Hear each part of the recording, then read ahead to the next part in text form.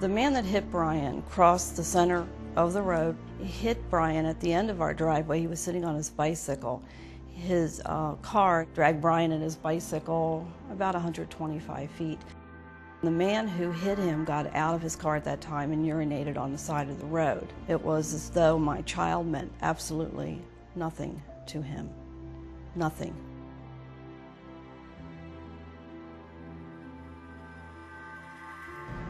I responded to a crash early one morning. A young male driver was traveling at a high rate of speed, went around a turn and wasn't able to make the turn, flipped the vehicle approximately 6 times in a field and was ejected in that crash. And unfortunately, he did lose his life.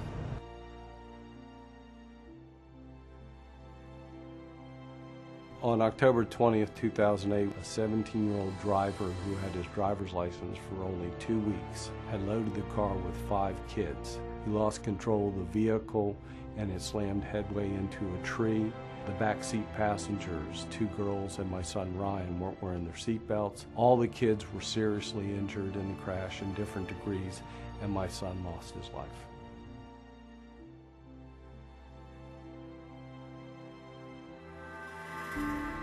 There are more people killed on our highways in Maryland than there are people that are murdered. There are about 486 traffic fatalities a year in Maryland, which is about 1 every 18 hours. And we don't believe any deaths on our highways are acceptable, and we want to move incrementally towards 0 deaths. Every single life in Maryland counts. That's why we have adopted the TZD campaign. Towards 0 deaths is more than a program. It's the incorporation and the unification of all our highway safety programs. The idea is to bring law enforcement, highway safety personnel, and communities together to reduce accidents down to 0. Every single accident above 0 is unacceptable. He was just another child that could be anybody's child, anybody's loss. When you're driving impaired, it is never an accident. Now, Ryan had the misfortune of being the son of 2 police officers, so I would have bet that he was always wearing a seatbelt, but on this tragic night, we recognized that he must have got in backseat of a car with his peers between 2 girls and failed to do what he used to always do, which was buckle his seatbelt. A momentary lapse caused him to lose his life. Seatbelts work. They work after you make a mistake, and we know that when they're worn and worn correctly, they will save your life and possibly prevent injury. It's always difficult to go tell a mother that their child is dead.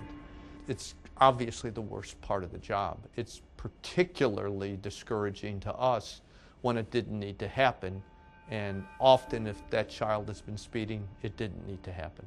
It certainly can be prevented. People are in a hurry to get nowhere, and through this aggressive campaign towards 0 deaths, our goal was to change that.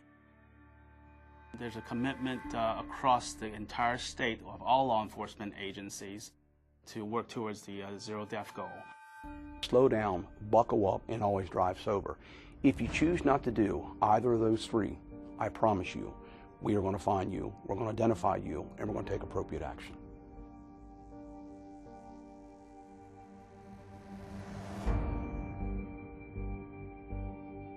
Death is final, it is absolute, it is unforgiving, and you never get a chance to say I love you even one more time. We are all working towards 0 deaths in Maryland. Because every life counts.